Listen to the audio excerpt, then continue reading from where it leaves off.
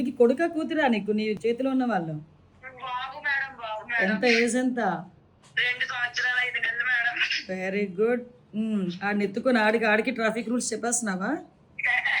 చెప్పాలి కదా మేడం, మన వెరీ గుడ్ మేడం. అమ్మా. మీతో పోల్చుకుంటే నిజంగా నాకు చాలా ఇన్స్పిరేషన్ మేడం. మీరు అనగా లోకేష్ సార్, మిస్టర్ బ్రాహ్మణి గారు అనగా మన రామ్ చరణ్ గారు, మిస్టర్ అనగా అంటే మీరు ఏంటంటే ప్రపంచానికి మనకేంటో ఏదో ఒకటి చెయ్యాలి ప్రజలకి చేస్తారు కదా మేడం. అది చాలా ఇష్టం మేడం నాకు.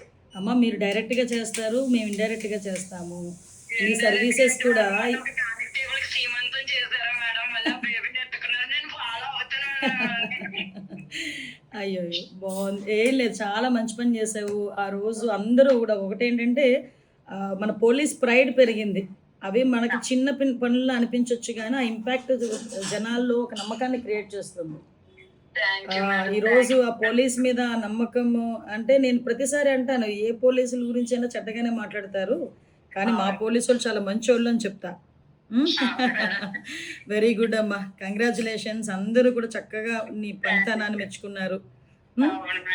ఒకరోజు చూసుకొని నేను అటువైపు వచ్చినప్పుడా లేకపోతే నేను ఇటువైపు వచ్చినప్పుడు ఇప్పుడు రామ్మా ఒకసారి. అయ్యయ్యో,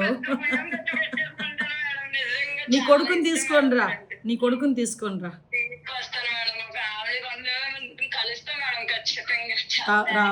రామ్మా డెఫినెట్గా రా ఒకసారి.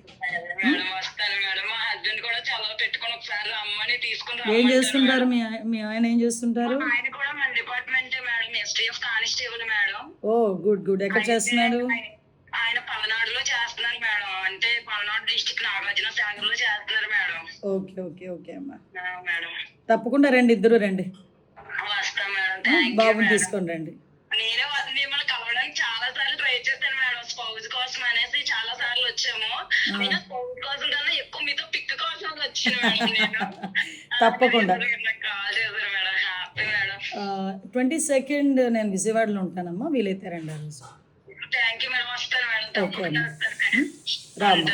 Okay thank you madam. ఉంటాను మేడం.